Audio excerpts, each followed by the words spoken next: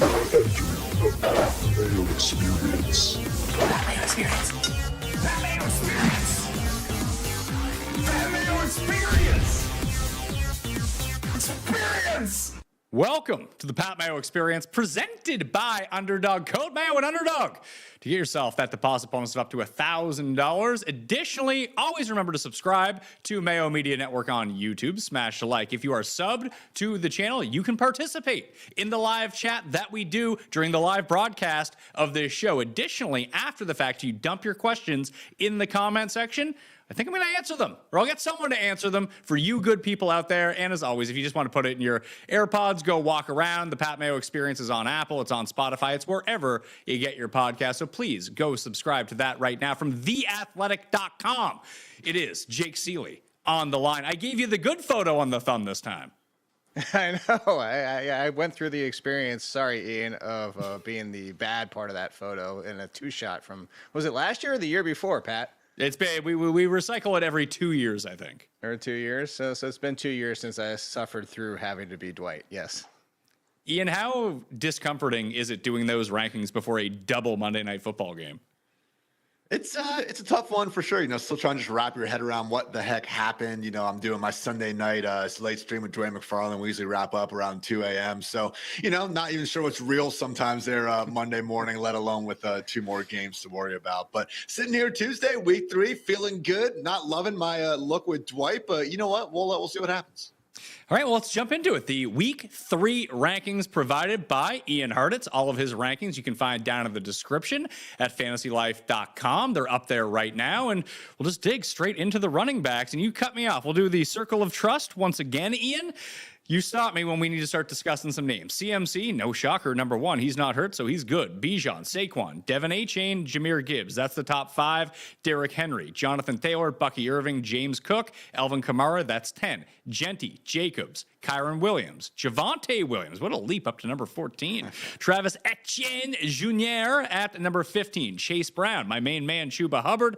Kenneth Walker III. I think it's about right there. I think I'm with you on Kenneth Walker. What we're going to be doing, by the way, the entire show, someone made the suggestion that they want the rankings up the entire time. We're going to keep the rankings up the entire time for the show, if Jared can figure it out behind the camera. But what do you make after the rebound of Kenneth Walker, Ian, after week number 2? It was great to see because, he didn't look good in week 1. It wasn't just Zach Charbonnet playing a little bit more than him. It was the fact that Walker couldn't get much going. We had him being banged up during training camp. We didn't know if the explosive Kenneth Walker was with us here in the year 2025. So, again, it was awesome to see, and I hope you guys had the balls to go ahead and start him despite the week 1 usage. But usually we want the big-time production bump coming with the big-time usage bump, and we didn't get that. And actually, on a snap count basis, we saw Walker play less in week 2. So, that said, Charbonnet, turned 15 touches into 10 yards or 10 to 15. It was a brutal performance from Charb, and you would like to think that as long as those stack up, we're going to see that, usage discrepancy widen. But I don't know about you, Jake. I'm not all of a sudden, again, as you guys can see, ranking Walker as his top 12, no doubt about it, got to start him player. I do think this matchup now at home against the Saints, probably as I haven't seen the lines yet, but I'm assuming 5 or 6 point favorite or so. It is a good spot, and I am comfortable starting Walker in laps of most shapes and sizes. But I just chill on the victory laps I told you guys Walker was fine, because this still does look like a backfield that could be much more 1A, 1B than we were anticipating a few short weeks ago. Yeah, I gotta tell you, I would actually have Hall and Mason in front of him, and the matchup's not the best going against Chargers, but revenge. I would think about J.K. Dobbins, just because what you brought up, the whole reason that looked so good in that game is everything that we thought Kenneth Walker was going to do well in the Kubiak system. It's that's where things were working. Charbonnet didn't, and it's not like Charbonnet is a slouch. And if you look at their numbers in that kind of system over their careers, they're pretty close. Walker is better, and this is why we're all excited for Walker this year. Like you said, the snap count was still for Charbonnet. The touches were still for Charbonnet. So we would think by that performance, we're going back to it, and we can assume from week 1, maybe it was a health issue. Maybe it was Kenneth Walker was not out there most of the preseason. So I'm bringing all that up to say is we know Mason's workload. We know Breece Hall, even with a similar Walker/Charbonnet share, that what he can do, especially in the passing game. And now Justin Fields almost guaranteed to be out this week. So I think that Tyrod will play it safer. But I think that's where I kind of break, is just at least I know what their volume is. I'm hoping that Kenneth Walker is going to see a tick up. because just if we're basing the fact that he's the second half of that timeshare again, he's going to have to do what he did last week, which he can do. It's just going to have to be very efficient. Well, you mentioned the name. You have Jordan Mason at number 20. It doesn't look like we're going to get Aaron Jones with this hamstring injury. We don't know that for sure.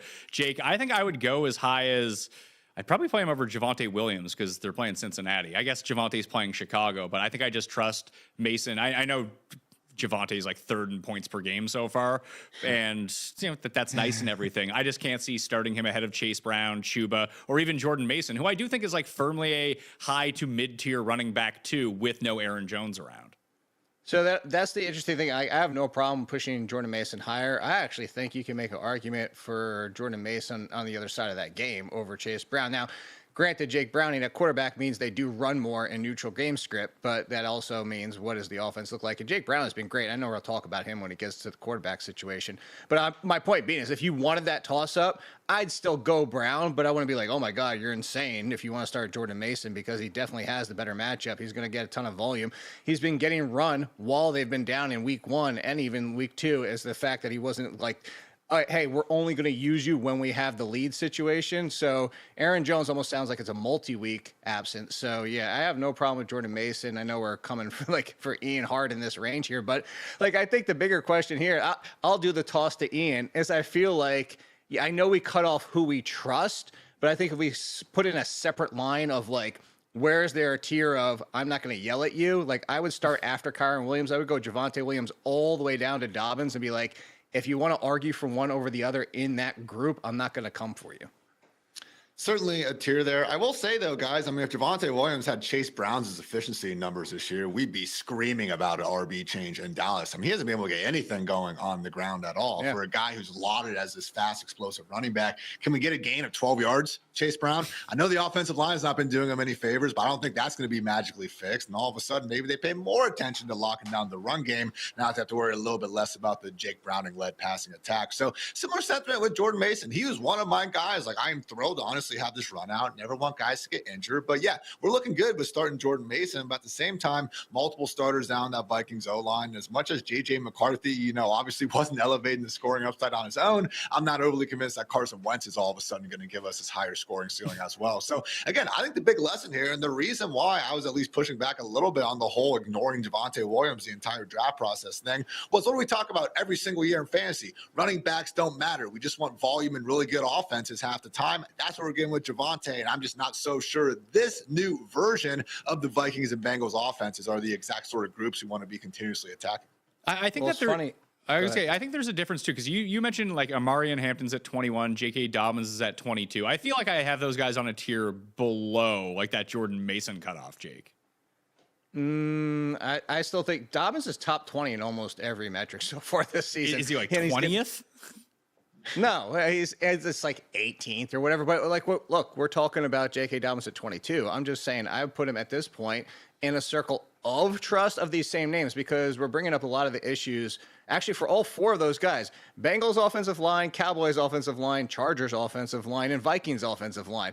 All 4 of those are major question marks right now. Part of the reason Hampton's a concern, he was still out there for way more snaps. So he was still out there on the valuable passing down snaps, but the touches ended up being equitable. And then, of course, everybody's just going to remember the fumble at the end of the game. But the point being is it was still a 2/3 split to being on the field for Hampton. It's just he was getting touches. He couldn't go anywhere. And then half the time they weren't giving him touches. And so I think that you have a concern for all these guys with their offensive lines. So who's the best scoring offense? To go to Ian's point, Javonte Williams, he does have 3 rushing touchdowns. But that's part of where J.K. Dobbins has been valuable too. So I would put Dobbins in this conversation just because I think as of right now with the Broncos, Harvey is just a timeshare piece right now. He's not really a full-blown hey, we're going to split the backfield 50-50. Going down your list, Ian, so after Dobbins is at 22, you got Swift, Pollard, he just stinks, at 24. James Conner, who's now finding himself in a split situation with Trey Benson at number 25. Warren, Bill Krosky-Merritt, David Montgomery, Cam Scatteraboo, now above Tyrone Tracy in Ian's rankings at number 29. These are all half-point PPR. Ramondre, Judkins, Pacheco, Travion Henderson, King Tootin, Tyler Algier. There is a question in the chat about Isaiah Pacheco, Ian. So I'll direct this one at you. Is Pacheco still stashable, or should you just pick up someone like Scatteraboo and just make the switch? Well, That's interesting. If you got Scatterbo on your waiver wire, I would like to think that, yeah, you should go ahead and scoop him up. I would hope that you maybe have someone worse than Pacheco that you can cut. But Pacheco versus Scatterbo rest of the season is interesting.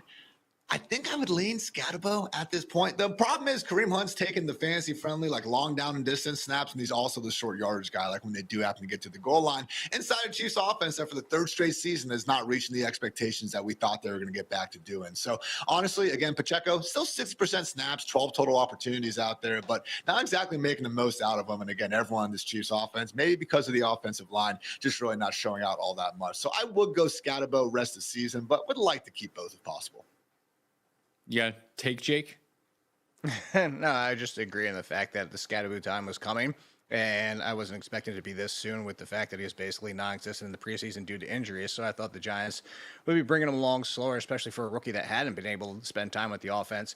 But the continued part about Scatterbo in the preseason and why he was a threat to Tracy's job is because it's not just he's better between the tackles and a better pure runner. It's the fact that he's a good pass catcher. Is he as explosive as Tracy and as dangerous in the passing game?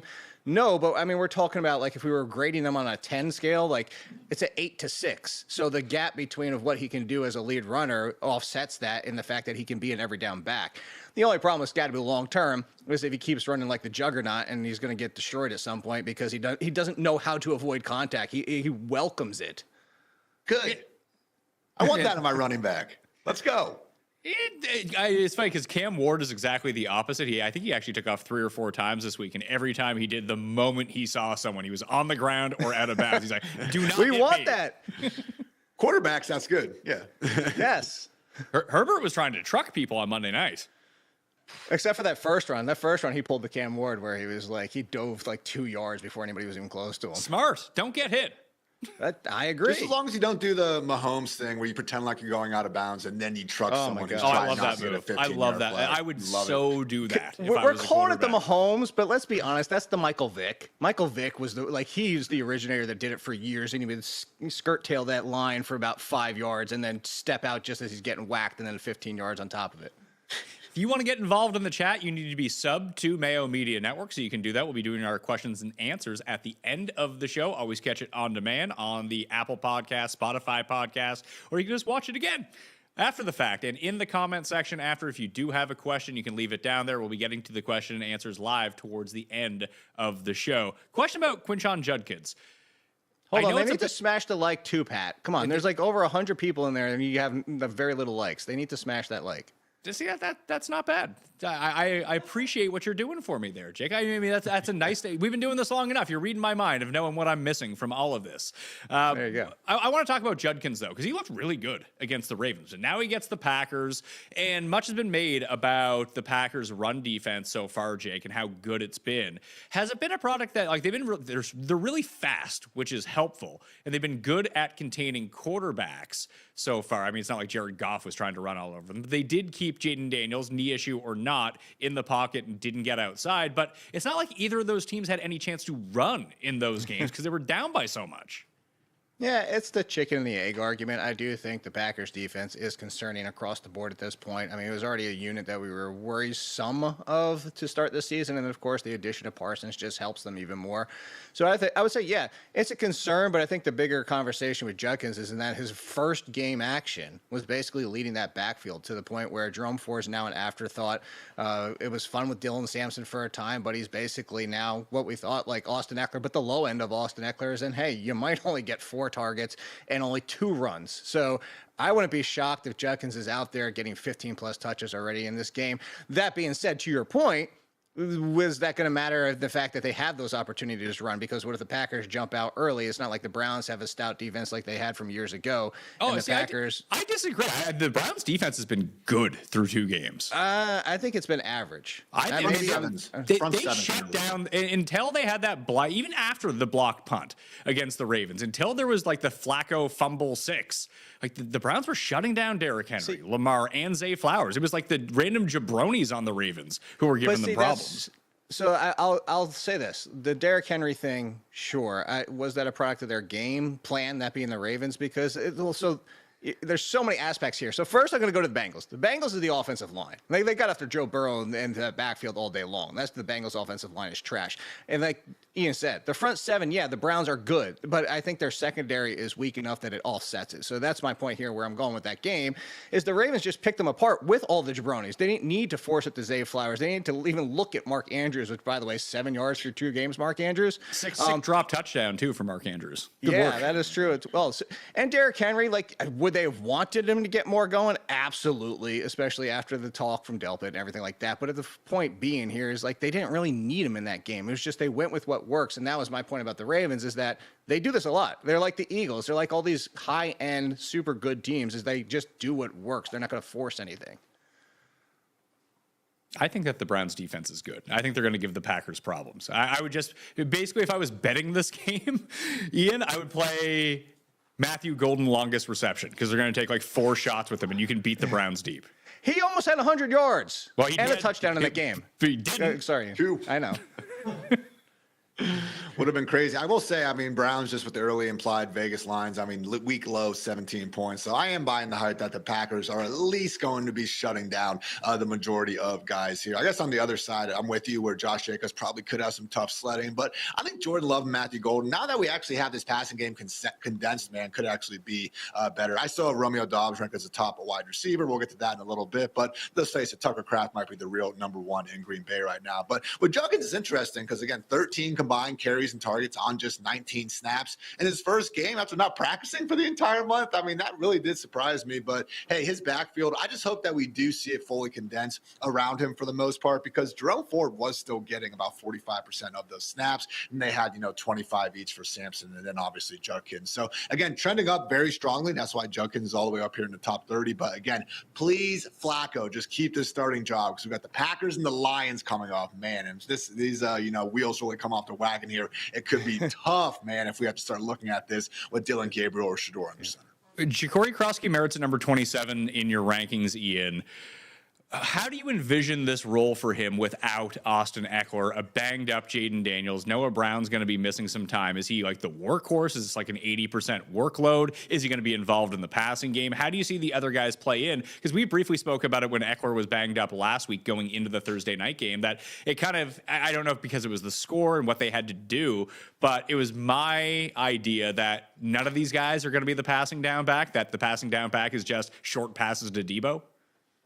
Yeah, and I mean, we didn't even see Debo get a design rush attempt last week, unlike he did in week 1. So I would expect that to increase here in the future. And Chris Rodriguez has obviously been a healthy scratch. He's going to be involved. And they like Jerry McNichols in that Austin Eckler role, as we saw last year when he was missing some time as well. So that really is the issue here. As much as I do think Bill is going to be the best fantasy back, we have a situation with Cliff Kingsbury where he's consistently used not 2, but 3 running backs in this rotation, which is just enough to probably keep Bill's weekly touch projection closer to 12 or 15 versus 20 plus. So again, prepared to be wrong. I'd love to be wrong, and we can just go ahead and shoot Bill up into the top 15. He's getting this massive weekly workload, but I would like to see it before I go ahead and make that big move in the rankings, particularly in a week where, as you said, Pat, likely no Jaden Daniels out there. So, I will say week 1, man, I kind of gave the Commanders the benefit of the doubt facing that Giants defense, with the pass rush and everything. Only scored 21 points. It's okay. They faced the Giants, but seeing what the Cowboys did to them and then also getting just that really lackluster performance against the Packers where, yes, Micah Parsons and company are awesome, but I don't know, guys. Year 2 Cliff Kingsbury experience here is starting to get a little shaky for me. And again, without Jaden Daniels this week, I'm worried if we're seeing a little bit of a slump here from the NFC Championship losers here. Jake, before you get into it, I do want to give you a 1v1 with a guy lower in the rankings that I think I would play over Bill Krosky. And this will be very unpopular because he is so popular. But I think the Tower Algier against the Panthers is a better play this week. Ooh, I will say it's the safer play. I will actually agree on that part. I would still risk Krosky-Merritt for more upside. The thing to what you're saying, and Ian, and to go this entire thing, is that, yeah, Rodriguez has been inactive, but at the same time, we'll go back to what we started about for the preseason when this news broke in week 1 when they got rid of Brian Robinson, is that Krosky-Merritt's played 1 game since 2023. Do the Commanders see this and say, you know what?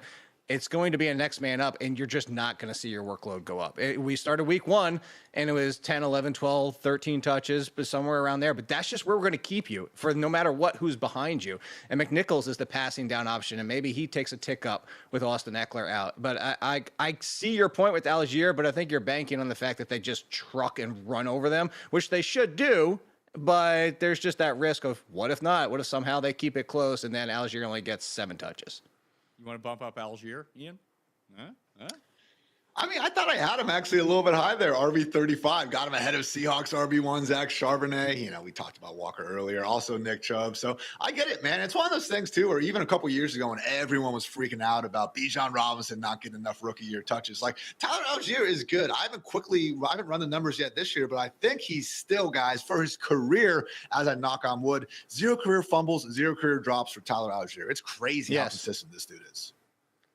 How worried are we? James Conner's at 25, so obviously you've bumped him down a little bit. He was in like a legit split with Trey Benson. Now, I don't know, and Trey Benson was playing the 2-minute drill. He was catching balls out of the backfield, clear passing downs.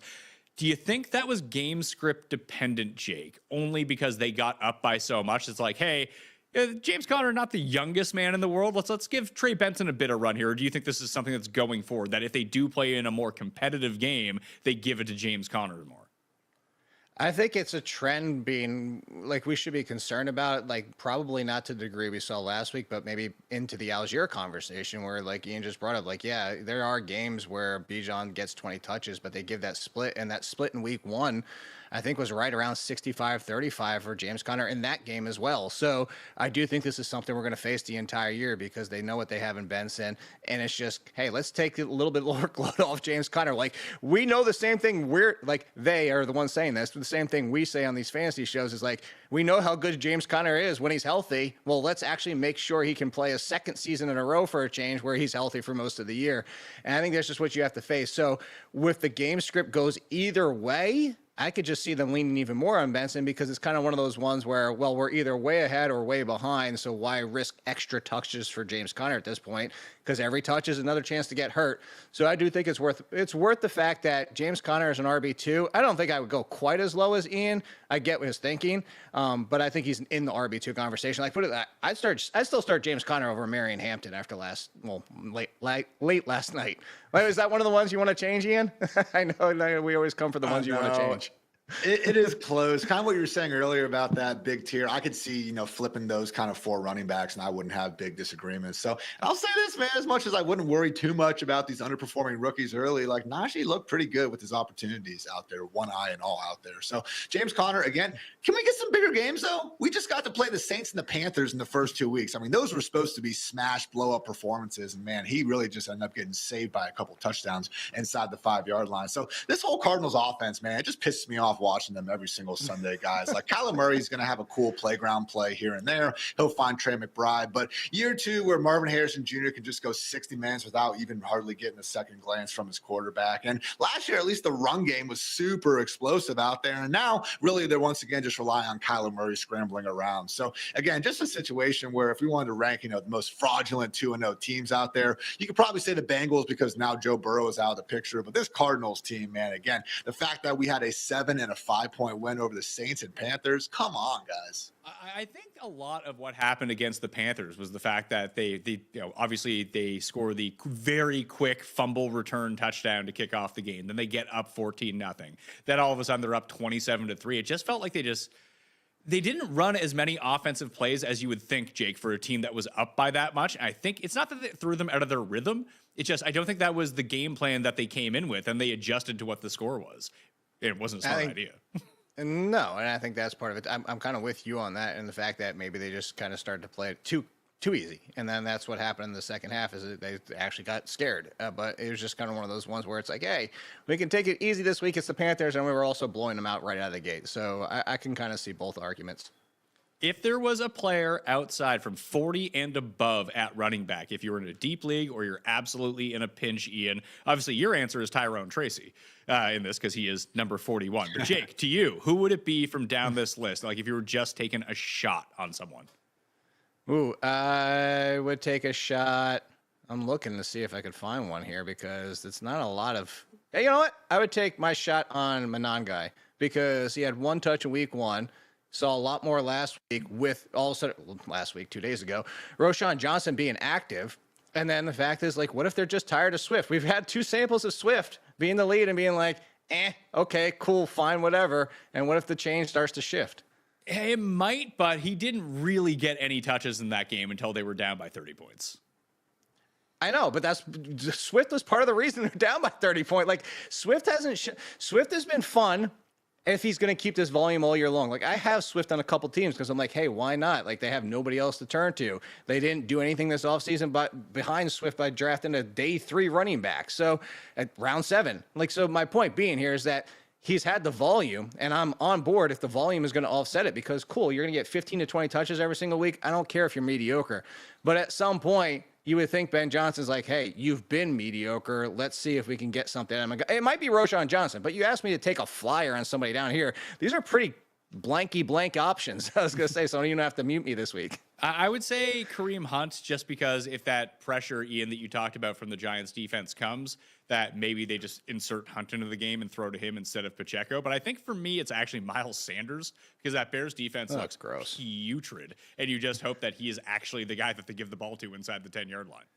Oh, and this Cowboys team now, guys, might as well be the 2024 Bengals. I mean, they are top 5 in terms of EPA per play on offense, and they're one of the worst defenses in the league. I mean, again, kudos to Russell Wilson. You know, he threw some beautiful moon balls until he didn't in overtime. We all saw that, obviously. But, man, like, this is just one fantasy-friendly shootout after another going for the Cowboys. They made the Eagles' offense look kind of fun there for a half. I mean, you know how hard that is to do, guys, in the year 2025. So, yeah, Cowboys-Bears right now, another game total open at 47.5. That's already at 50. So, I am afraid that, again, just when we think we have things figured out, the Cowboys and Bears are going to give us some like 15 to 13 stinker. But again, cautiously optimistic that, again, Dak, who seems to be playing back at that pre-injury 2023 level, he's going to keep scoring points. And the Cowboys defense is this bad mix of overpaid corners who aren't even great coverage guys and a pass rush that can't get home. So points, baby. Love me some Cowboys games right now. Jake, the Texans suck since you root for them now. I know. Well, that's what I do to every single team. I was raising the hat because Ian's wearing his. That would be the other one I would take a flyer on. Woody Marks in the passing game, inactive Dameon Pierce. I'm not saying he's coming for Nick Chubb's job because Nick Chubb on that touchdown, like, not 100% Nick Chubb we used to know, but there was some explosiveness on that play. I was like, oh, look, Nick Chubb looked pretty good on that one. But enough so that Woody Marks might start chipping into this and at least get like a third of the share. All right, I got some questions in the chat right now. Again, you got to be subbed to Mayo Media Network. You might as well smash the like if you're watching as well. If you want to get in, we're going to try to do these position specific to this. But Adrian, or Adrien, if he is from France, but I doubt he is, he was offered A.J. Brown and George Pickens for Kelsey, Downs, and Jennings. Is that a trade that you would do? Because I would definitely. Easy. Why are you even asking? Go accept it before it goes away. Because he asked in the chat. I'm asking you. No, I'm saying like go hit accept before the person pulls it. But thank you for the question. Yeah. All right. Here's the start set. This one's at wide receivers, but we'll go with this one.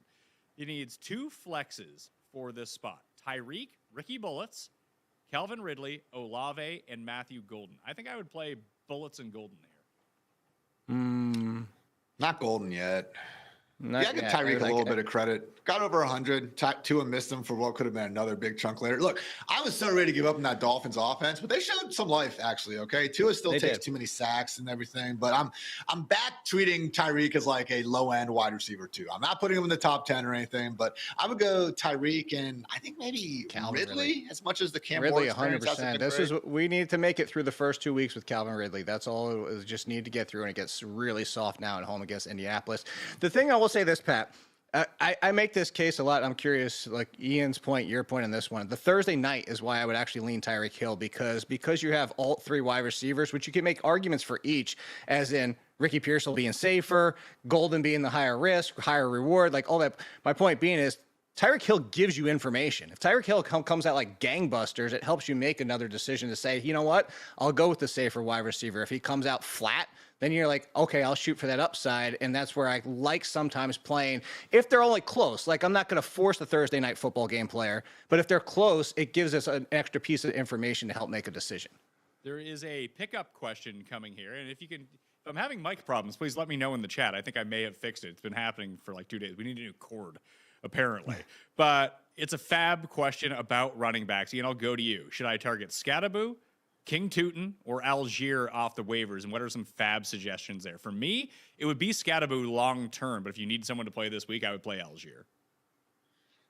I think it's close enough, though, where, like, again, I have Scatterboo ahead of Algier this week. And if you have Algier, okay, Pat, like, I get it, but you would probably still have them pretty close. So I think you would just take, though, a close call for this week with Scatterboo potentially being the lead starting running back that we prefer, you know, weeks 4 and on throughout the rest of the season. So I'd be comfortable going with Scatterboo. And again, it sounds like this is a more shallow, or, 8 or 10, probably not 8, maybe like 10-man league or something like that. So maybe like 40%-ish, Jake. Does that sound about right to you? Scatterboo's really good, man. And again, yeah, it could always be an injury where Algier or Tootin end up being there. But Scatterboo is this rare running back right now where he really could just be the starter and the guy immediately week 3 on. And the chance to get him, man, I don't want to miss out on that.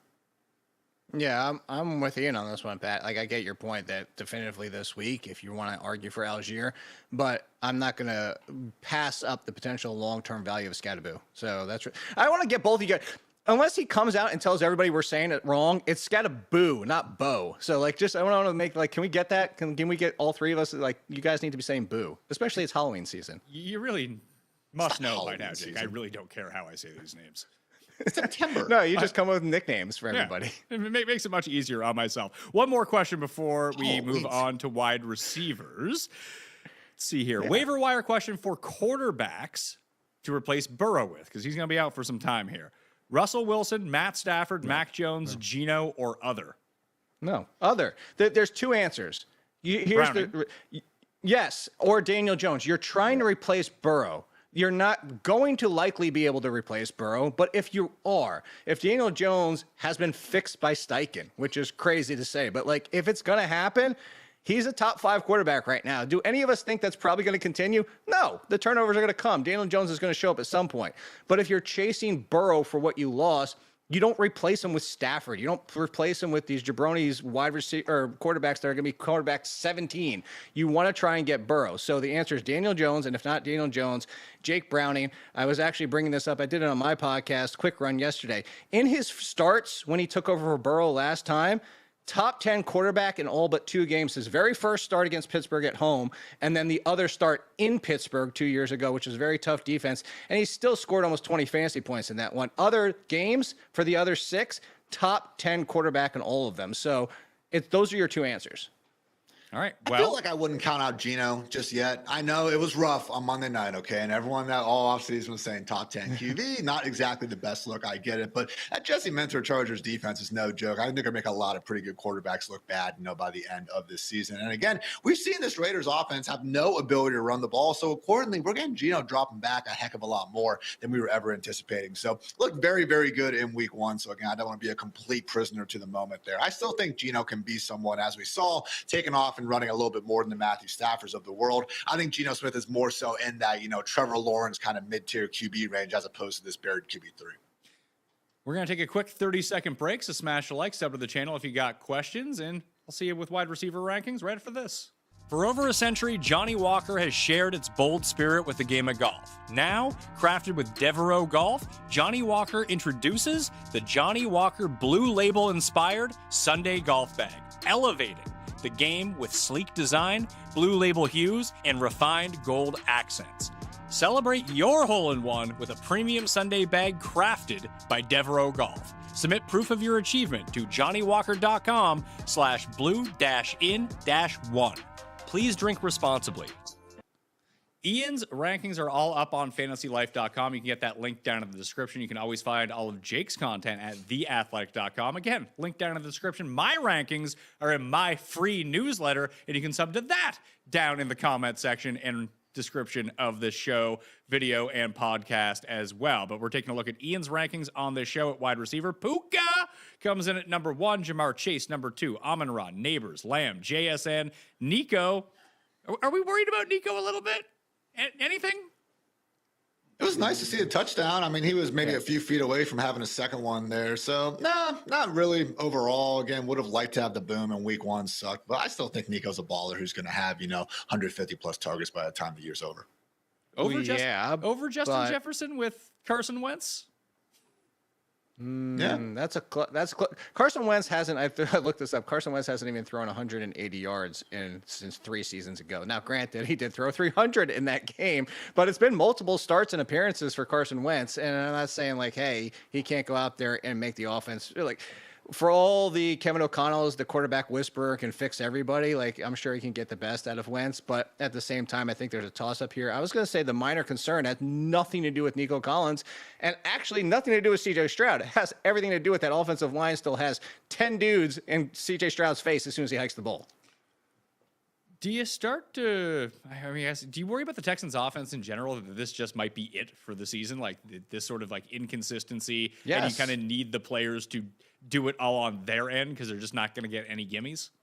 That literally was the whole like change. I mean, Stephen Ruiz wrote a great article at The Ringer, like where he got to interview Nick Caley and stuff. And basically their entire offseason change was we're going to let CJ Stroud have more control at the line of scrimmage. All the offensive line changes they made were guys who really weren't great with their former team based on everything we can do to try to evaluate O-linemen. And they got rid of their offensive line coach and they just hired the assistant O-line coach. So again, none of this made sense the entire offseason for Houston. So I don't know why we're surprised that, again, barely changing anything hasn't yielded this great result. So again, I still have confidence in Nico Collins, but after that, man, pretty much I'm done with this Houston offense. So number 8 is Justin Jefferson, Zay Flowers, Ladd McConkey. That's the top 10. Ian, you stop me when you have to. Evans, London, Devontae Adams, Garrett Wilson, A.J. Brown, still at number 15. Brian Thomas, who's got alligator arms and is scared of the middle of the field, apparently. It was one play. Number 16. Okay, that was close. Like, shouldn't he? I think you're taught when you're a wide receiver. I am not one. I played defense because I did not have good hands. Okay, so take it with a grain of salt. But when you have an open area like that, you sit. You don't keep running into safety who's trying to take your freaking head off. I mean, I don't even care if he did have alligator. He's not the first wide receiver in the NFL history to make a business decision and not get destroyed because his quarterback threw it out right in front of him where he was about to get murdered. Like I included him in the worry report. I went back and looked at every single incompletion thrown to Brian Thomas through the first 2 weeks. You know how many were Brian Thomas's fault? 3 out of 15. That one, completely blame him on that one. I have no problem with it. The other 2, he tried to turn up field on 2 plays, including a 4th down before the play was there and it was in his hands. Every single other one thrown into the defender or uncatchable. It's been Trevor Lawrence to Brian Thomas. And I say that's a concern going forward, but let's not put it all on Brian Thomas. Like, I give him ducks out of 5. I give him 2. 2 out of 5 worry. Like, there's a little bit of concern here, but I don't think there's much more concern for him than there is for Drake London or A.J. Brown or Justin Jefferson. Like, they're all in the same bucket. They're going to be fine. Brian Thomas his fantasy points versus expected fantasy points is one of the biggest outliers I've ever seen. It's brutal. If you look at every wide receiver with like 10 targets this year, the bottom 3 in yards per target, Xavier Legette, because of course, and that's Travis Hunter and Brian Thomas Jr. Here's the crazy thing though. When you look at Trevor Lawrence's passer rating to the targets, like, okay, if we would have come back 3 weeks ago and told us like, okay, guys, BTJ and Travis Hunter aren't getting anything going, I would have assumed the whole offense just sucks. Everyone other than their 2 first-round ballers at wide receiver, great things are happening when they throw the ball. T-Law has a passer rating north of 100, targeting the running back, Strange, Parker Washington, Diami Brown. Like, all these dudes are making plays except for the 2 who you should be having, the biggest ones out there. So, look, it's not great. I do have Travis Hunter more so in that mid-wide receiver 40 range. I'm more so concerned about his role. Very 2024 Wan'Dale Robinson-esque right now. But BTJ literally just had one of the most efficient rookie seasons by a wide receiver that we've seen in the past decade. So I think we'll look back on this 2 weeks and unfortunately, be a situation where like, yeah, that sucks. But hopefully, again, bigger and better days to come for wide receivers who we know are very good. Yeah, I think it's a nice. I think he's probably a better buy than A.J. Brown at this point. If I was going to go buy like one of the struggling wide receivers, it would be Agreed. Thomas over Brown. So I was the one other little nugget I was going to throw in there. I'd have 110 wide receivers that qualify. He's Brian Thomas, 5th lowest in catchable targets. It's just nothing's getting to him. Who are the other guys who are low on that? Lee gets one of them. He also sucks, so I wouldn't worry about it. I know. Like, I'll pull it up while we're talking about other guys because I don't remember the other 3 off the top of my head. I just remember seeing Lee get there, and I was like, would he catch him anyway? Yeah, when does Travis Hunter, Ian, not become the homeless man's Julian Edelman? Like, when will they let him run like real routes?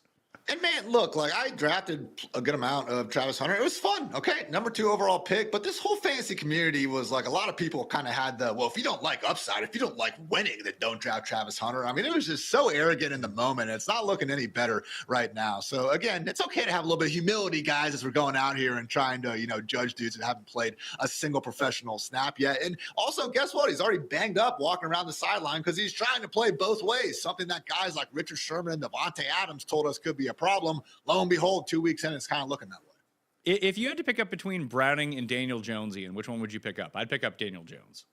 Daniel Jones, absolutely. The fact that he was able to put that performance on against the freaking Denver Broncos last week was incredible. And it wasn't fluky. They threw at Pat Surtain II, man. He had 10 targets against, and they caught 7 of them. His ADOT was north of 9. This was not some well-schemed dink and dunk. Okay, well, he just kept finding a wide-open Tyler Warren. Daniel Jones has made some big throws out there and just hasn't had any of the boneheaded turnovers. So Colts offensive cast, we know, has, elevated guys like Gardner Minshew, Joe Flacco last year, Shane Steichen, really has done good things with every quarterback not named Anthony Richardson. And to Jones's credit, man, we go back to 2022, as Jake remembers, best football season he's seen in quite some time. He was able to put forward that QB1 finish. And that was honestly the reason why we were, again, excited about Justin Fields and still are, to an extent. We love that rushing. And, man, they are willing to give Daniel Jones those goal line carries. 3 touchdowns from the 1-yard line, guys. Jonathan Taylor got them down there, and they literally gave Daniel Jones 3 straight sneaks before he got in there. So, again, I think of,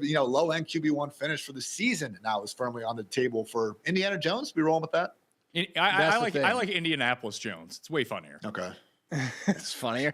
Well, no, so that's the concern is so Daniel Jones actually isn't running as much as he used to because he's not getting the yards, but he's running where it's important. What Ian just brought up is they're actually turning to him and he's even calling his own number at the goal line. They're kind of treating him like almost Jalen Hurts, which that's if you're not going to get the 700 yards and 7 touchdowns, but you're going to get 310, cool, fine. I'll set that no problem all day long, especially because the touchdown's even more so valuable with the rushing department. To answer your question, Pat, the 3 others, so Legette's 3rd lowest. Brian Thomas was 5th lowest. Number 1, I'll give you, it's a top 15 wide receiver with a quarterback who might miss this week. Does that give you enough hints? McLaurin?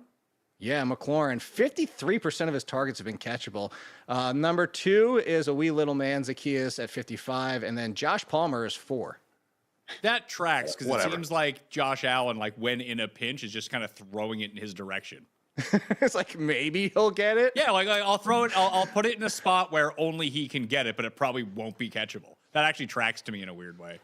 Tied for 6, just for reference, Ricky Bullets and Cortland Sutton. Okay. Bo Nix has been. Oh, Jared, did you have a question? Yeah, just curious. You guys were talking about obviously if you're taking a streamer quarterback, that's one thing. But at what point do you peel away from a Drake May or a Bo Nix or somebody who's a little bit underperforming to go for Daniel Jones? I don't think they could hear you. No, you're gonna have to repeat the question. I'm so sorry. At what point do you go away from Bo Nix to go for Daniel Jones, a high upside? I'm sorry, Jake, that's embarrassing. No, that's awesome. That's because now we can hear you so clear. It's like you're in the distance over a walkie-talkie from but a kid's walkie-talkie. Where it's I'm not going away from Bo Nix yet, but if I'm in a shallow league, I'm just riding Bo Nix. Ian, you shook your heads and maybe you disagree, but I'm sticking with Bo Nix at least for another week or 2. In a deeper league where you do have the roster space and maybe running backs and wide receivers are already sapped up, that's one where I don't generally love to hold 2 quarterbacks because you create an extra decision because then you're like, well, should I go Daniel Jones? And then he has the worst game. You're like, well, now I'll go back to Bo Nix and now I'll go back. And then you play that game all year long. But if it's a deeper league, I would pick up and hold both, and then maybe you can go with Daniel Jones for now. Would you? I get it from that standpoint. I do have Jones ranked 1 spot ahead this week, mostly for the matchup. Again, I think the Chargers defense is going to be causing problems for a lot of QBs. Meanwhile, Daniel Jones just getting the tee off against the hapless Titans over there. So overall, I hear you. But again, shout out to Bo Nix. As much as, again, that was a painful loss they had last week and everything, he did look much better after that, again, brutal week 1. Still got a pretty low ADOT, but had a cool kind of off-script scramble play, found Troy Franklin down the field.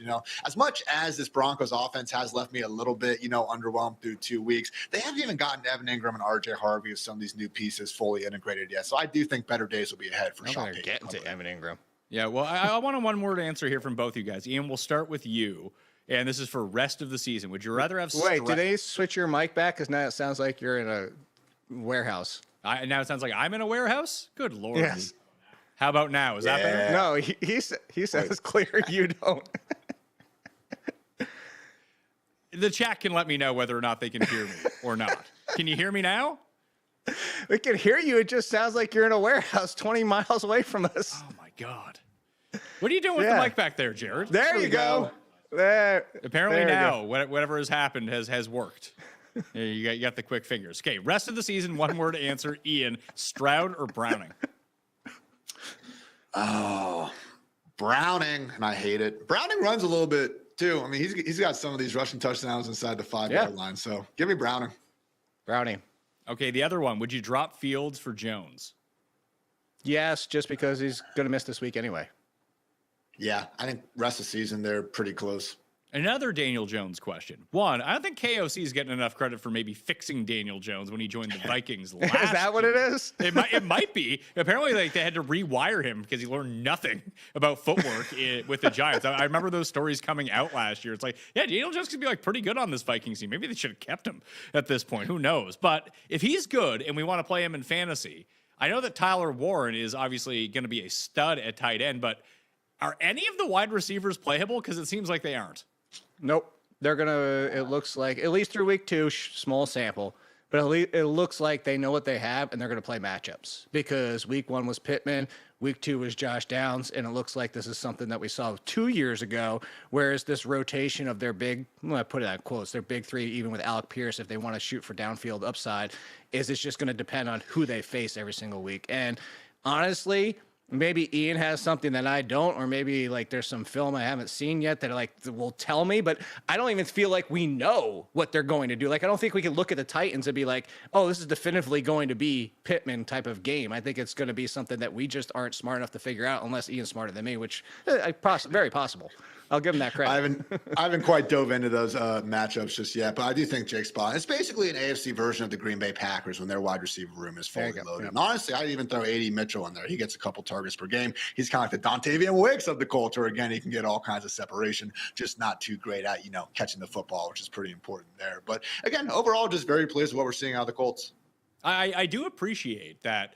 I thought this was just going to be an Anthony Richardson thing because I would just play it on underdog every single week or try to go to CoolBet and find the prop of like the highest reception for Alec Pierce. That it was nice to see Daniel Jones just throw bombs to Alec Pierce down the field. Maybe he'll come down with one. It's sort of the Tyquan Thornton corollary where if we throw him enough of them, he'll catch one of them. He gets no respect, man. Like last year, he literally led the NFL in yards per reception and yards per target. And it's like, oh yeah, because he only catches deep balls. That's pretty cool. Don't chicks dig a long ball? Alec Pierce catches a lot of them. Did you see, speaking of correlation, did you see your reverse correlation work last night, Pat? It did, The under receptions, Quentin, over, and a touchdown? So we actually gave one. We do the live show on Monday where we give out props for Monday Night Football, and Connor Allen actually had Jaden Higgins under reception over yardage for 5-1. Oh, so there you go. Oh, yeah, Connor. So He had like one catch for 29 yards. It was perfect. But there's a couple of those guys, and just you hope it doesn't become like. I mean, it's funny because Slayton has become like a running joke on the show. He's another one of those guys. Oh, 100%. It's like he had like the under reception over yards in that one play, and he might have had a touchdown similar to Quentin Johnston if he didn't get taken down. All right, let's get back to the wide receiver rankings. So we stopped at, where were we? We were at Brian Thomas at number 16. And again, I like Thomas as a better buy than A.J. Brown. Debo is number 17. Jacoby Myers just continues to be the most steady guy at the position, regardless of how that game goes. Egbuka, Tet McMillan, Ramadunze, 21. Cortland Sutton, Tyreek Hill, DK Metcalf, Terry McLaurin. I'm around there with kind of the circle of trust. Rome's been really good. I know he was kind of left uncovered on a couple of the touchdowns, but he more than made up for it with some really smooth routes otherwise. And really, DJ Moore, I mean, where are the good plays? Ben Johnson, because right now I just see a lot of screens going to DJ Moore that go nowhere, and that was everything we made fun of Shane Waldron about last year as well. So, Caleb Williams still makes some ridiculous throws, but even the good stuff from the Bears, we've been saying, all right, well, Ben Johnson, the opening scripts have been great. The opening scripts have been Caleb Williams scrambling around and making plays off script, and then also, again, Rome just getting left completely alone. So defense hasn't done them any favors. We can talk about DeAndre Swift and how his 4 yards per carry, even though that's more than Christian McCaffrey and other guys, isn't good enough for anyone. But I don't know, guys. Just very, very underwhelmed by Ben Johnson and Liam Cohen, the Wonderkins, who we're still making excuses for, even though they've had an entire offseason to get this right. Like, I've literally seen people going like, oh, it takes a while to, learn the nuances of Ben Johnson's system. An entire offseason and training camp wasn't enough here, guys? I guess not. So 2 tough opponents, okay? I will say that caveat. Vikings and Lions, very good. But if the Bears don't get some serious momentum going against the Cowboys, guys, we freaking ring those alarms. I will say this, like you kind of like shots at Caleb Williams, but like, would you not agree that Eli Manning was one of the smarter quarterbacks within the past 20 years? So when they made the switch with McAdoo and Gilbride, it took him 3 or 4 games, including an entire offseason, for him to really be comfortable. He even said that himself, in a new offense. So you have a second-year quarterback who has had questions coming out of college about how smart he was with the game plan and not trying to run around and make things happen that aren't there. And it's supposedly, as you said, a tough offense. I'm not saying all this to give Caleb Williams a ton of passes. I'm just saying I think there's more like leeway than a lot of people want to give him. We're only 2 games into the season. I would at least get him 4, 5, 6 games into the season before we're like, oh my God, he's just terrible and doesn't know how to handle any Ben NFL Johnson. offense. I'm okay. Ben Johnson. Oh, okay. Where are And those easy maybe. buttons? So similar to Cliff Kingsbury last year with Jaden Daniels, it's like give him the easy stuff to check the boxes in the beginning of the season and then introduce more as the year goes on. So I will give you that. And I wanted to bring up, I'm with you for Odunze. I'm going to, I had them neck and neck last week, that being DJ Moore. It's going to be a gap for me, Odunze over DJ Moore on top of it, because this was in my column. 96 routes to 90%, and then team target percentage is the big one. Almost 30% for Odunze. 16% for DJ Moore, and that includes 3 red zone and 3 end zone targets for Odunze, 0 and 1 for DJ Moore. It is clearly Odunze is the one for Caleb Williams. Ian, 2 people in the chat have questions about guillotine leagues, which I know absolutely nothing about, but I know that you do over at Fantasy Life. That, like, how much fab for Gibbs, how much fab for Bijan? Well, where would you recommend those guys go to figure out those questions? Yeah, we have great stuff. The Chop podcast with Paul Charchin, the godfather of guillotine leagues, is a great resource. He also has some weekly content up at fantasylife.com. I believe we do also, I would have to double check, but we have guillotine waiver tools, again, over at fantasylife.com with recommended fab stuff like that. So I will just say early on in the year, guys, going less is usually the better idea, particularly if you do have a fairly strong roster where you don't have these giant holes to plug. Because again, it is guillotine, all right? You're probably going to see Gibbs on the waiver wire several times throughout the year. There's no need to be blowing 40, 50% or more on him. So I would say with bigger names like that, somewhere between, 20, 25% at the most, if you really want to go out there for it. Yeah, there's another one from T. Hamilton. Should I drop Mark Andrews for Zach Ertz? Yes. Or find anyone else besides Mark Andrews because he sucks. I'll handle that one myself. The rest of the rankings, as we go through them, you got, let's see here, Terry McLaurin at number 25, Jamison Williams, George Pickens, T. Higgins, Marvin Harrison, Ridley, Devonta Smith, Juwan Jennings over, Ricky Bullets, DJ Moore at 34, Olavi and Shaheed back-to-back. Still like Shaheed more. Wandale Robinson, Mr. apparently vertical now, not just underneath routes at 37. Keon Coleman, Romeo Dobbs, Jalen Waddle at 40, Keenan Allen, Hollywood Brown, Jerry Jeudy, Cedric Tillman, Travis Hunter, Quentin Johnson, Cooper Kupp. Good Lord, that's high for Cooper Kupp. And Justice Sotomayor coming in at number 48, catching a touchdown from Cam Ward last week. Way too low on Cedric Tillman, Ian. That's outrageous. Number 11, better than A.J. Brown. How many yards do you think the Browns are going to throw for this Sunday? 240. Bad matchup. You're more optimistic than me. I'm just really respecting the Packers defense. So I hear you. In another week, better matchup. He'd be in that wide receiver 3 range. I mean, look, it was nice that he got another touchdown last week, but let's face it. Harold fans. You're not going to count on a pinball touchdown every week? They all count. Through 2 weeks. He must be what, like top 15, top 10 through 2 weeks so far? I don't think he's that high. He does. I will say, since that Cooper trade now, he's had 6 games where he's been a starter, and he's had, I think, 3 or 4 top 20 finishes, only 1 real dud. So again, Tillman's been doing good. I got him there right next to Jeudy. But the problem is, man, it really is this 4-pronged passing game approach. We're seeing Njoku and Fannin involved a lot. And like any given week, Tillman could be the number 1 target or he could be number 4. Hey, he only had the 2 catches last week, but he is averaging 7.5 targets a game. And here's the fun part about Joe Flacco, Jake. He throws the ball 45 times a game. Unless that's my concern is that doesn't happen against the Packers. That's really what it comes down to. Really? You don't think he's going to throw that much? Like they're 8.5 point dogs at home. No, but I'm kind of concerned that this is going to be one where you get some 3 and outs. That's the problem. Is I'm not sure that they even have the 55 plays in this game. Regardless, I think that Tillman on any metric is better than Jerry Jeudy at this point, who just drops balls thrown his way.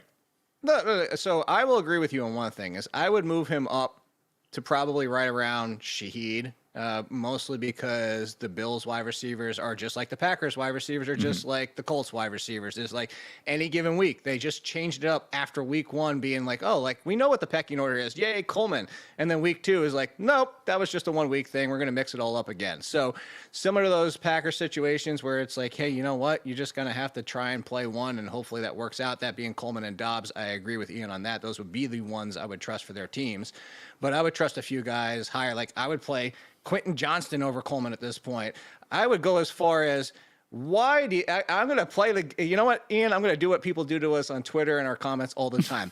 Why do you hate Troy Franklin? You were the guy that even brought up in the preseason, look at the run that Troy Franklin might be getting. Let's just wait. And he's out there as the clear 2. Marvin Mims, half the snaps that he had and half the routes. And by the way, ran more routes than Cortland Sutton. Do I think he's the one for the Broncos? Absolutely not. But Troy Franklin, put him up there with Keenan Allen and Jalen Waddle, and I would play him over Hollywood Brown. I actually do a write-up over at fantasylife.com about these rankings. It goes out, Monday later afternoon or so. And as I finish up my blurb on Troy Franklin, I literally ended it with this ranking already feels low. So I hear you there, but there was a good note from Yahoo Sports, Matt Harmon, obviously reception, perception, God. Love my guy, Matt. But he was basically pointing out that I think this is only the 4th time over the last 2 or 3 seasons with Sean Payton where we've seen a non-Cortland Sutton wide receiver post a 90% route rate. And as you guys can probably guess, like it wasn't really consistent moving forward. Devon Bailey had a random one. We had little Jordan Humphrey, I think, randomly had a spike game. So very encouraging stuff for Troy Franklin. I don't think Cortland Sutton's going to have too many more games there where he only has 1 catch. And again, I do think at some point we'll see a little bit more of a distribution with Harvey and Ingram getting involved. But hey, Troy Franklin, again, my wide receiver 55. If you want to move him up next to Travis Hunter, I think that's fine. 2 things here. You can catch us every single Tuesday morning at 10:45 a.m. Eastern Time live on Mayo Media Network. You also need to be in a sub to participate in the live chat. And after the fact, if you have any questions about start sits this week and the rankings don't answer them for you, dump them in the comment section. We'll get to them before the Thursday night game and help you out on that front. I'll be sending out my rankings on Wednesday afternoon. You can sub to the Mayo Media newsletter on Substack. Find all of that information down in the description. Smash a like while you're here as well. And if you just want to listen to the podcast after the fact, don't watch the video, sub to the Pat Mayo Experience on Apple and Spotify. 1, if Xavier Worthy plays Jake, where would he go? I would consider Xavier Worthy probably around the Terry McLaurin, Metcalf, Hill range. So like mid-20s-ish, mid to high 20s? Yeah, I think that the problem is similar to Ian having to change his ranks. As of today, it's Tuesday. Like, does he start practicing on Wednesday? I might even feel better about that, especially against the Giants. I think that you can see, like, similar to Lamb and Pickens, that they can just beat up on that secondary. The only thing you have to worry about with the Giants is the pass rush. I'm not that worried about it with Patrick Mahomes and that offensive line. So that's where I go with it. Now, if it's we don't see him at all Wednesday, limited Thursday, limited Friday, you have to wait till Sunday night.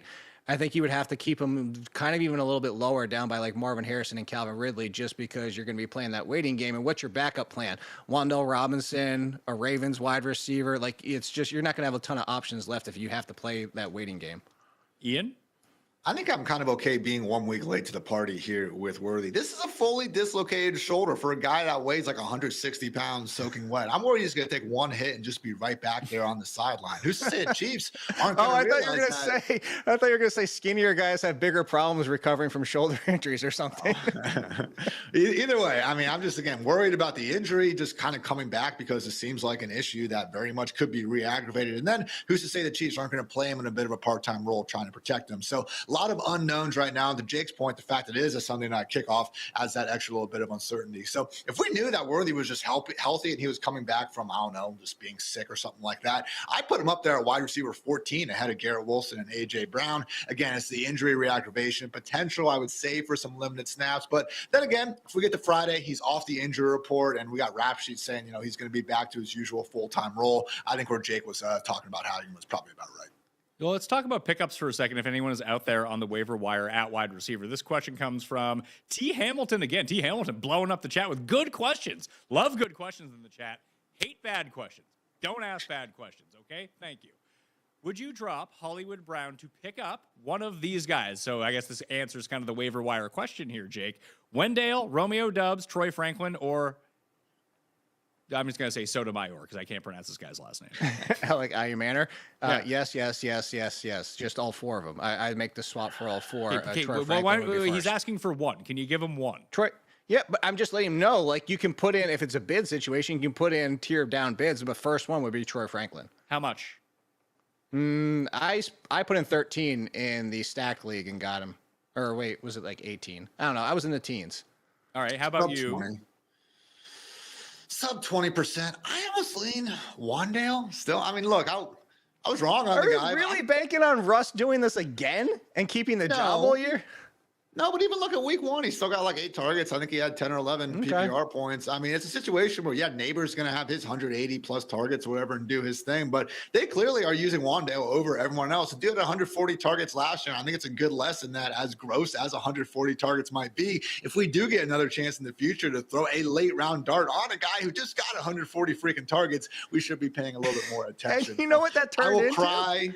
I will cry into my Darius Slayton bags every single night. But, man, Wandale, again, he's getting used downfield more. And, okay, how long's Russ going to do it? I feel okay once Jackson Dart gets under center, that could at least be a full PPR induced spree. So, Troy Franklin's good. It's close. But, man, I just overall, like, who's going to have more targets this year? I can see Wandale finishing with 50 more than Troy Franklin. But they mean nothing. So similar to what you said about being late to the party of the Xavier Worthy, I'm happy not showing up to the Wandale party because the 140 targets equated wide receiver 48 in half and full point PPR and point. Like he can't even crack the top 40 on 140 targets. That was last year. So I will say, if he's all of a sudden more efficient and the yards per receptions, all again, I'm saying like you could be right. I'm just happy not showing up to this party. Like I'm saying, there's a world where you can't be right on this. I'm not going to. You're blinded by your Giants fandom, Jake, and I don't blame you. My Giants hatred, but man. Yeah, you are. It's okay. Ian's quarterback rankings for week number 3. Josh Allen comes in at number 1, followed by Lamar, Jaden Daniels, who may or may not play. We'll see how that goes throughout the course of the week. Fortunately, you have enough time to make some of these decisions. Maybe couldn't hurt to pick up a backup. Jalen Hurts, Dak Prescott, that's the top 5. Herbert, Love, Baker, Drake May, Patrick Mahomes, that's the top 10. Daniel Jones, Bo Nix, Kyler Murray, Justin Fields, who's probably not going to play at this point. This we do not know yet, but he's number 14. Caleb is number 15. Goff, Penix, Stafford, Geno, and Sam Darnold round out the top 20. You got Trevor Lawrence and CJ Stroud just after that. But looking at this just off the hop, Jake, trying to nitpick his rankings a little bit here, I would bump up Daniel Jones and most definitely bump up Caleb Williams against Dallas. Caleb Williams has been a fine fantasy quarterback so far.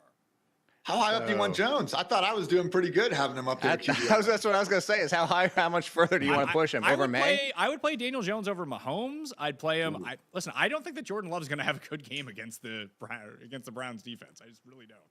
I don't know if I would go that far, but I could see him playing him over May against the Steelers. The Steelers' defense hasn't been that good through the first 2 weeks. Can't stop the run at all. I know. That's like, but I'm saying, like, if you want to put in that conversation, Caleb Williams, I'm with you just because he is running and he's actually taking off running. And for fantasy purposes, he's basically having the Daniel Jones season that we were talking about earlier, where he's going to look like crap all year, but somehow finish as a top 10 quarterback. The biggest one I was going to say is, I'm coming hard for this one. Jake Browning over Matthew Stafford and Penix. Jake Browning should be one spot behind Jared Goff. He is buried and way too low. Penix doesn't need to throw, and I know that was part of the fact that the Vikings can't stop the run, but they can do well against the pass. But Browning, I just brought it up. All top 10 performances outside of facing Pittsburgh. So the Jake Browning thing, I'm not afraid of. I guess maybe your counter argument, Ian, would be that the pass defense for the Vikings is half decent and their run is abysmal, and maybe they lean on the run. But you brought it up earlier. Jake Browning runs for touchdowns. Jake Browning runs. He does near the goal line. It's interesting because I remember doing this study in the offseason, like fantasy points inside the 5-yard line, and Browning had more than Kyler Murray over the past few years, even though obviously, you put that tweet out. Yeah, it was crazy. So again, he gets involved near the goal line. I'm just like not having the highest expectation for the Bengals offense as a whole this week because of Brian Flores and the Vikings and all the things that they can do to make life really tough for a quarterback. So in the future, I could see getting Browning up there because he is one of these fun he's not really a good real life quarterback. I think we can say that. Okay. He can't put up some numbers, which is fine enough for us in fantasy and everything. But like those 3 interceptions last week were all pretty freaking bad, trying to force into tight windows and getting picked off. But he's aggressive out there. And that is what we want for Jamar Chase and T. Higgins, obviously. But I don't know, man. I'm not exactly expecting like borderline QB1 heights for Browning. Yeah, well, sure. We'll get some nice spot starts here and there, but I'm maybe a little bit lower than you on his overall outlook this season. Would you say for my shirt that Jake, I just want to say, I think I would rather have. I know people love Justin Fields. I'd rather have Browning than Justin Fields. He at least has guys he can throw the ball to who can do things themselves. Yeah, but if Justin Fields does play, which it doesn't sound like he's going to, but if he does, it's Tampa Bay. I would go with Fields. I just mean in general for the rest of the season. Fields stinks, man. Fields is going to have you a great fantasy performance. Fields like has great games. He has great games, and we say, "Oh, that was random." And he has bad games, and we say, "Oh, yeah, that's the Justin Fields we know." He's been a QB1 in fantasy every single season of the last 4. QB6 overall. He has more 20-point games every single season than single-digit performances. The problem with Fields, if you can't stomach it, I'm not coming for you, Pat, on this one. I say this to my readers, too. If you can't stomach it, I'm not going to say you're crazy to say that you don't want to deal with it. But you have to go into Justin Fields understanding you're basically getting the quarterback version of peak Deshaun Jackson. You're going to get some single-digit games, and you're going to have to suffer through them. They are going to come. I like him better than C.J. Stroud. Yeah, I know we talked about him a little bit earlier, but like, is there a rebound coming here, or is this just, like I said, is this what it is for the Texans now? Like, they're just no time to throw. Because I noticed it with Mahomes, that Mahomes is feeling pressure that isn't there right now, and it's making him throw the ball very badly down the field. Like, he's anticipating it's coming because it's coming so often at him that even when it's not there, he's feeling it. Like, Stroud is just the worst version of that. He's got Darnoldism? Is that what you're telling me? Yeah. Like, he's just not used to it. So it's like he's rushing everything and doesn't realize sometimes when he actually does have time, it's just throwing him off his game. I mean, you're not necessarily wrong with that. As like C.J. Stroud's probably got that in the back of his head. As soon as he steps back with the ball, he's got to be looking for the pressure coming from somewhere. And I mean, at this point, like he was QB 28 in fantasy points per game last year. So it's not this newfound revelation that Stroud isn't putting up fantasy points. But also just got to consider, I mean, outside of Nico Collins, who's scaring this defense? The Texans decided to make Dalton Schultz a top 10 highest paid tight end for some reason. And the Iowa State rookies, who, yes, I do agree, have some upside. They're playing behind Xavier Hutchinson and Justin freaking Watson. Thank you. So again, like maybe maybe it's not that I curse teams, Pat. I need to stop picking stupid ass teams because you need offensive line help. You draft a second-round wide receiver, guarantee his full contract. Buckle up and go right back to it and draft a third-round wide receiver, and you don't play either of them behind a joker like Xavier Hutchinson and all the other guys like Justin Watson. Like, what the hell is the Texans doing? I don't know. They're your team. You ask them. Is there a, you know what? We need to do the Ander curse thing. Pat, is there a team you want me to bandwagon onto and curse, and maybe they'll start making stupid decisions too? Well, if you just start rooting for the Jets, maybe between you and Cuss, they'll get good. We can all say it's like the magnets. It'll all of a sudden go Jets. There we go. If you want to ask questions, you have to be a sub to Mayo Media Network to participate in the live chat. Again, after the fact, after the live is over that we do at 10:45 a.m. Eastern time every single Tuesday, you can drop your question down there. They will get answered for you. Or you can just hit the rankings. Mine are going to be available on Wednesday afternoon, sent directly to you if you are a sub of the free Mayo Media newsletter. I'll also have some articles up on 4for4.com. 4for4.com/Mayo to get yourself 25% off any of the premium products. But hey, my articles are going to be free up there, so you can go check them out if you want to as well. But if you have questions for Jake, Ian, and maybe me, who knows, you can dump them in there right now because we're going to do tight ends, defense, then get to your questions rapid fire wise. Ian's rankings, again, from fantasylife.com. Tight end rankings for week number 3. Brock Bowers coming in at number 1. McBride, Warren, Kraft. That's it, right? Those 4? Yep, that's it. Really? For the circle of trust? Pretty much. Like Laporta is, I think, the consensus tight end 5 and everything. I like what Juwan Johnson has done. Zach Ertz, you keep looking up at the end of every game, you're going to have 6 catches for 50 yards and maybe a touchdown. But, like, I guess circle of trust of feeling like there's actual, like, upside at hand that I can feel really good about. Like, for the rest of the season especially, I think it's just okay.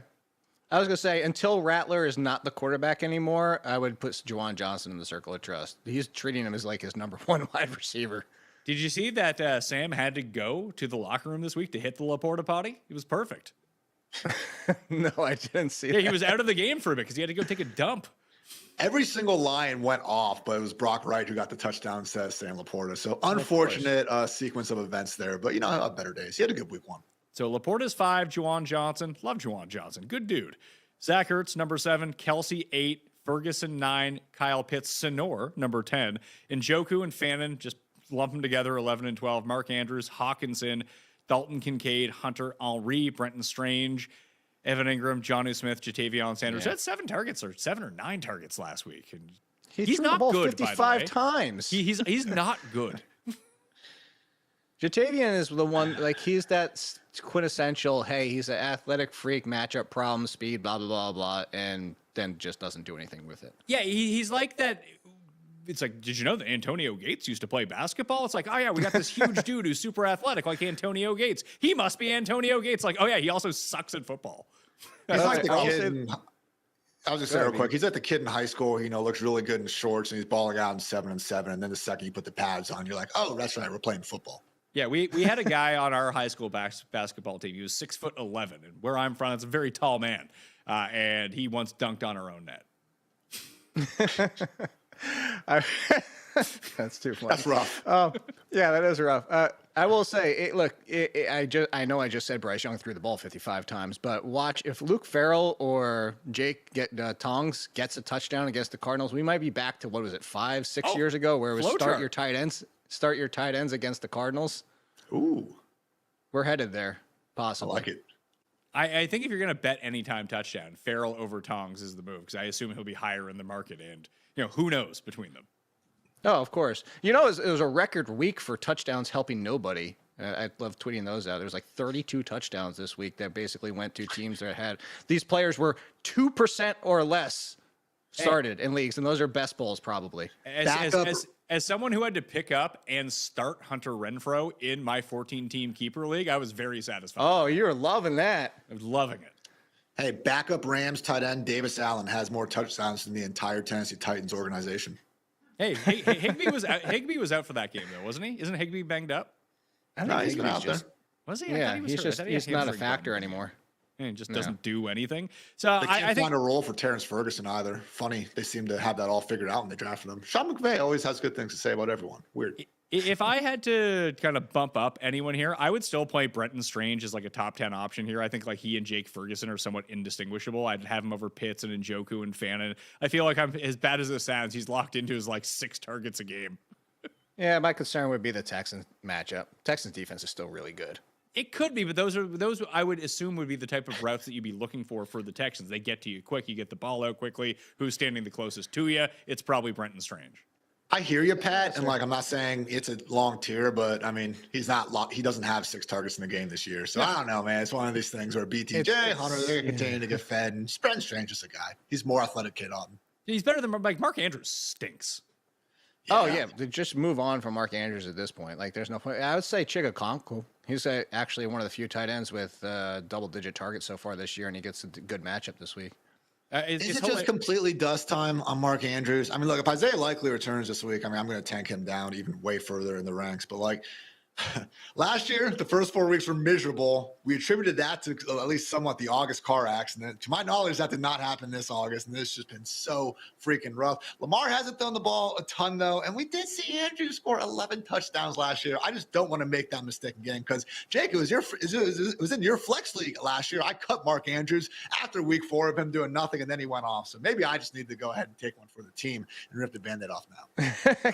Could you do that, please? He's got 4 targets and 2 receptions for 7 yards. Doesn't even have I don't think he even has an end zone target yet. But that's the thing is Lamar Jackson doesn't need to go to him, and Likely's not back yet. He's splitting snaps, not splitting down the middle, but he's splitting with Charlie Kohler getting involved. So it's touchdown or bust for him. But I will say that. I'm not cutting Mark Andrews. I was actually going to bring this point up completely separate for everybody out there too. And they'll say, I'm not going to drop Andrews to go pick up Cade Otton or something like that because he had a few targets last week. I think the thing is at tight end, you have to understand after a handful of guys, it's a wasteland.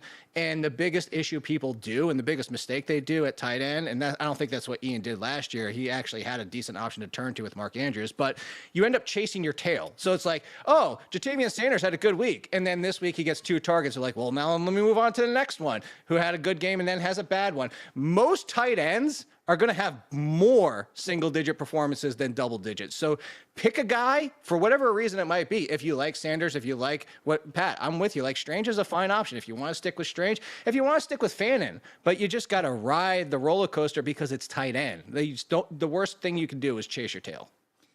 Defenses, before we hit the question and answers. So if you got questions, dump them into the chat right now. Smash a like while you're here. And if you want to ask a question, you got to be a sub. All right, so go sub. Right now, I think the obvious ones that we're looking at near the top of the rankings, I haven't finished mine yet. Packers, Bills, Chiefs against the Giants on Monday night, the Texans against the Jags, Seattle against New Orleans, Falcons against Carolina. There you go. Yeah, I think if you're digging deep, though, like I think the Colts at Tennessee are a really good look. I don't actually, like if you want like a completely unowned defense to do something this week, I think the Saints against the Seahawks can do some damage. Just Darnold's throwing the ball to the other team. And the Saints defense hasn't been like bad. It hasn't been, but I thought I was going to say the Atlanta defense might be legit. Like this might finally be one where they're going after it. And you're talking about Bryce Young and potential turnovers in that game. I think Atlanta and Seattle are both interesting. Like Seattle gets after. Actually, I think Seattle has the highest pressure rate through the first 2 weeks. And so those two defenses, for something that you love to go for, Pat, was that adjusted pressure rate. I think those two are more interesting. I know that you're not saying you would take them over the Colts over them, but I think those are the two very low-owned defenses. Yeah, the other one I would look at here, Ian, I really like the Patriots against Pittsburgh as well. I think Pittsburgh's just kind of in shambles right now. And they've been very good at stopping the run, and therefore you're going to make Aaron Rodgers pass it, and that's been good news so far. Which are the Jets. Yeah, and he just can't really move these days. So last one, I like Jake's call about the Falcons. Again, they used the 2 first-round picks on pass rushers. Maybe ill-advised, to get the second one in there, but, working out for him so far. Raiders against Marcus Mariota potentially out there. You got Max Crosby in them. They've been able to rack up some sacks, made Drake May look very mediocre in week 1. At least, got some pressure on Justin Herbert. So that'd be the other one. But hopefully, guys, I'm content just to keep riding things out with our 49ers. Kyler Murray, give us another 3-4 sacks and a turnover or 2. Yeah, I would look at the Jags as well at home against Houston. Like, why not? Yeah. I was actually going to be in on the Cardinals as a sneaky one, but then they just lost half their secondary. Yeah, it's true. All right, I got some questions for you. You ready? Yeah. Tampa defense or the Colts defense this week? Now, it's Tampa against the Jets, who might be starting Tyrod. I think I'd still take the Colts. Yeah. I think Tyrod's going to play a safer game than Cam Ward. Yeah. And I think that the Colts defense is a better pressure defense. I think it's a better overall defense than Tampa's. Lou, I can never say his last name right. Anaremo really has I think better stuff going on there, yeah. Is Caleb Johnson droppable for Rashad White or someone like Woody Marks? Yeah. Especially Marks, because Rashad White's basically a handcuff, but Marks could, like I said, he could start eating into the production, and there's a non-zero chance he takes over. I don't think it would happen, but Caleb Johnson's buried. Hey, good job. That's the team I should be rooting for. Good job, Steelers. Also, just like the Texans, let's draft a thumper of a running back, put him in kick return, and never use him. Good job. Maybe catch the kick returns, though. Just my 2 cents. Are we in a situation where it's start any defense against Chicago? I mean, it's the Dallas defense, which kind of got lit up by Russell Wilson. I would say no. No. No, definitely not this week. I will say, like, Caleb Williams, as much as he is going to take the sacks, even last year, he did a really good job not really turning over the ball, at least interception-wise. So I'd say definitely not this week. We'll see in the future. I do think that the Bears' offense is going to get a little bit better joints as the season goes on. Yeah, what do you have? Only 4 interceptions last year, Ian? Or something like that? Yeah, it wasn't many. So I'm, again, just going back to my earlier point, it's just like, for all the glaze we give Ben Johnson, I'm just tired of people still making excuses for this guy. Like, now we're going to week 3. We got to hold him accountable at some point. 6. You can be his accountability buddy. It'll be perfect. Someone's got to do it. Does Mac Jones have a favorite? Jennings over Ricky Bullitt? Am I crazy for thinking that? I think that any time that Juwan Jennings has been on the field and Brandon Ayuk hasn't been there, he's the guy on the team who gets the most targets. Doesn't matter who the quarterback is. Yes. So it's always Jennings over Purcell as long as Jennings is healthy enough to be playing. He's not going to outscore him every single week. That's always the look that you're going to want to be getting. This one's just littered with typos. How much fab should we spend on Danielle Jones, especially knowing that? What's that? I said nothing on Danielle. Yeah, it's spelled Danielle Jones, and Burrow is spelled like a borough of a city, which is maybe it's He might have done text or voice to text. That, you know what? That could be the move. I mean, maybe you're right on that one. So how much fab would you spend for Daniel Jones, knowing that the Burrow owner will probably be bidding on him? So I'll give you the toss out that I did again. That the industry league I was in, I lost Burrow. Everybody had a quarterback, and the only other person that went after one was the Jaden Daniels team. And I put 7 on both Daniel Jones and Browning. And I missed Daniel Jones. He went for 13. Browning went for 7 to me. So to give you an idea, that's the range that, at least in that league, they went for. So for me, I don't think that there's that big. I think Daniel Jones obviously is better, Ian, than Browning as a fantasy asset moving forward. But I don't think it's that big that if I wanted to go get Daniel Jones, I'd put in that like $14, $15 bid on him. Then I just bid $1 on Jake Browning. If I don't get Jones, I get Browning for $1. I was gonna say about 15% was kind of what I was thinking most there for DJ. So yeah, I like that call. All right, last one for both of you. Rest of the season, who do you value more in a keeper league where draft position determines the value for the following year? Would have been very helpful if he included the draft position, but here we are. Tyler Warren or Trey McBride? Well, you have to assume Warren went significantly cheaper. Yeah, I would too. So a cheaper Warren or Trey McBride moving forward? Warren, but I guess I'm confused like what the issue is here. Like you're starting Trey McBride. You don't cut either of the guys, but yeah. He might be already thinking trade if he has both. Yeah, I mean, you can play 2 tight ends. That can happen. Yeah. Like if it was between like Warren's gonna be better by you. Like if you had this happened to me, I forget what year it was. Like I had Kelsey, and then I actually picked up someone who ended up becoming a pretty good tight end. It was like 4 years ago now.